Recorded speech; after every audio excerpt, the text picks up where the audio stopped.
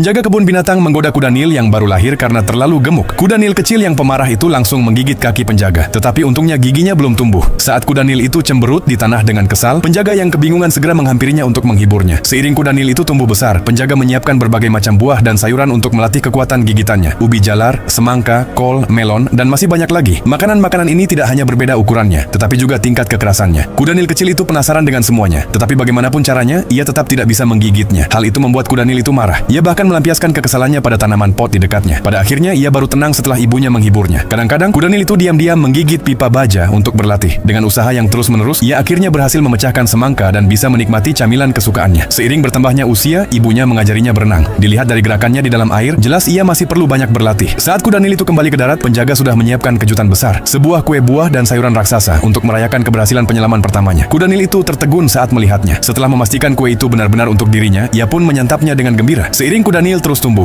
penjaga menyiapkan porsi makan yang semakin besar setiap kali. Tetapi suatu hari, kuda Nil itu menangkap penjaga sedang ngemil di belakangnya dan menjadi sangat kesal. Mengira penjaga itu telah memakan makanannya. Ia dengan lembut menggigit kaki penjaga sebagai protes. Karena tidak punya pilihan, penjaga memberinya setengah semangka lagi. Sebenarnya, penjaga dan kuda Nil itu memiliki hubungan yang sangat baik. Mereka sering bertanding untuk melihat siapa yang lebih kuat. Tetapi seiring kuda Nil itu tumbuh, penjaga perlahan-lahan tidak bisa menandinginya. Setiap pertandingan berakhir dengan kekalahan penjaga. Dan akhirnya kuda Nil itu hanya bisa menjepitnya di tanah. Suatu hari, penjaga melihat cairan merah di kulit kuda Nil itu dan khawatir ia mungkin sakit. Jadi, ia mulai memperhatikan kebersihannya dengan saksama, membersihkan kotoran di giginya sebelum setiap makan. Meskipun kuda Nil itu sangat menolak, namun penjaga tetap menolak memberinya makanan sampai pembersihan selesai. Berkat perawatan penjaga, kuda Nil itu menjadi lebih bersemangat dari sebelumnya. Penjaga bahkan kadang-kadang menggoda kuda Nil itu dengan makanan. Jadi, apakah kalian pernah melihat kuda Nil seimut ini?